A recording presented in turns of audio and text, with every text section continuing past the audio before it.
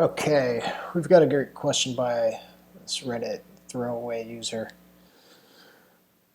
And basically we need to find the rule of a parabola given by this graph here. So we can see that the vertex is at 0, 0. And we know that the rule of a parabola is given by f of x equals a times x minus h squared plus k, where the vertex is hk. And so here that's 0, 0 for us, so this would reduce down to ax squared. Now the next thing we need to do is we need to take a sample point on our graph here and plug that in for x and f of x, and then we can solve for k, or for a rather. So, you know, these don't look super clean and perfectly intersecting with any of these lines, really. So we could take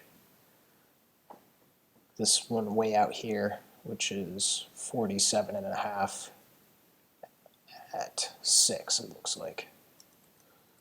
Let's say. So 6 goes down to here, which is like 47.5.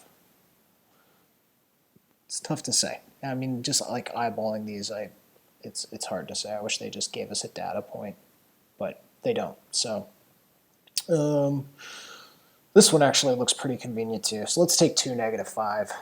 So we'll say that when x equals 2, f of x equals -5. So we get -5 is equal to a times 2 squared.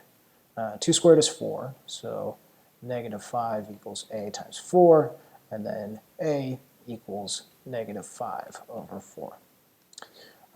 So our equation f of x is given by -5 over 4 x squared. And you know, this is all kind of like conditional on that, my like visual interpretation of that graph.